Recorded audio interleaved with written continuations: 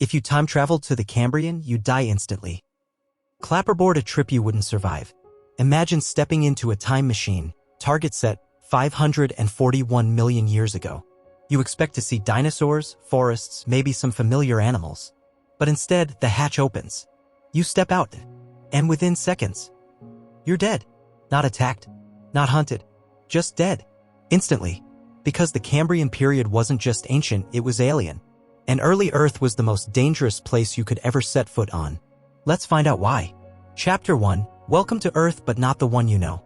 The Cambrian period began around 541 million years ago and lasted for about 55 million years. It was the dawn of complex life, a time when evolution suddenly hit fast forward. But don't be fooled. This wasn't some gentle Eden. It was raw, violent, and completely unrecognizable. There were no trees, no flowers, no birds. There wasn't even grass. Just rocky land. Lifeless, silent. The continents were bare and dry, scorched by radiation. That's right, no ozone layer yet. UV rays would fry your skin in minutes. So even if you somehow time traveled with sunscreen, it wouldn't help. The atmosphere was a mix of carbon dioxide, methane, and only small traces of oxygen. No clean air to breathe. One gasp and your lungs would shut down like a drowned machine. But that's just the beginning. Chapter 2. The Oxygen Trap. We take oxygen for granted. But in the Cambrian, oxygen was still learning how to be useful.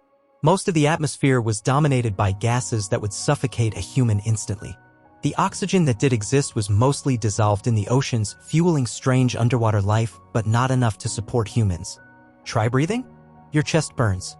Your brain blacks out. Your body collapses. And here's the twist.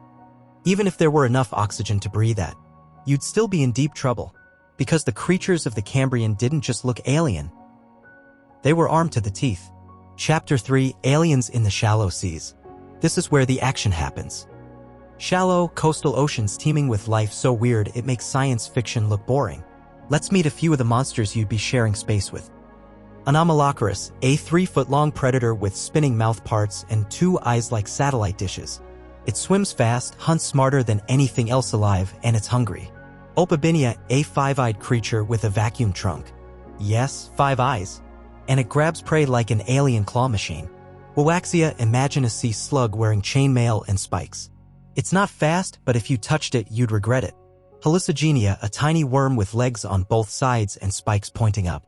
Scientists couldn't figure out which side was its head for decades. These were no ordinary animals. They were experimental, evolving, competing for survival in the first global arms race. And guess what? You don't belong in this food chain. Chapter 4. The world that hates you. Even the land wants you dead. There's no soil, just bare rock and toxic minerals. No shade, no shelter, no food. The sun is hotter than you're used to, and there's no protective atmosphere to filter out its rage. Storms are brutal. Rain is acidic. Lightning strikes constantly, triggering wild chemical reactions in the oceans. And the tides? They're extreme. With no land plants to stabilize the coastline, water crashes violently, reshaping shores daily.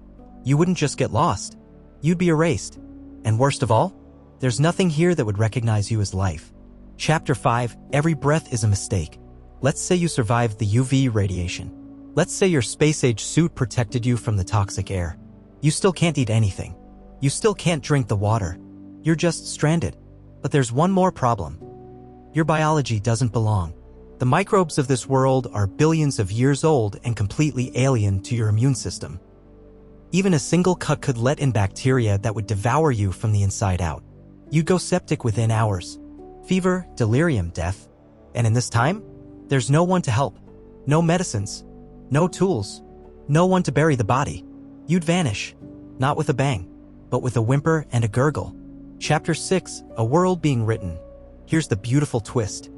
The Cambrian wasn't trying to kill you. It was trying to figure itself out. This was the world's first attempt at complexity, an evolutionary explosion known as the Cambrian Explosion. In just a few million years, nearly every major animal body plan appeared. From legs to shells to spines. Every creature here is like a prototype, some successful, most doomed. And out of this chaos, eventually, slowly, painfully, we emerged. Chapter 7. You shouldn't be here. Yet, if you time traveled to the Cambrian, you'd die instantly. Not because the Earth hated you, but because you're from the future. You are the result of hundreds of millions of years of trial and error, extinction and survival, mutations and miracles. The Cambrian doesn't know what a human is, and it doesn't care. You're just noise in a timeline it hasn't written yet. And yet, without the Cambrian, without all this danger, violence, and mystery, you wouldn't exist. What if you could watch it happen?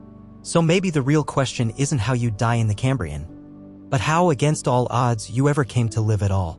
This planet is ancient, and every step forward was paid for in extinction, evolution, and time.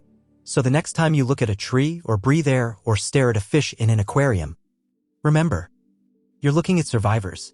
And if that left you even a little bit awestruck, hit that subscribe button. We dive deep into stories that stretch across time, space, and beyond. Like the video if you want more prehistoric journeys. Drop a comment, what would you do if you could survive the Cambrian? And get ready, because the next world we visit might be even stranger.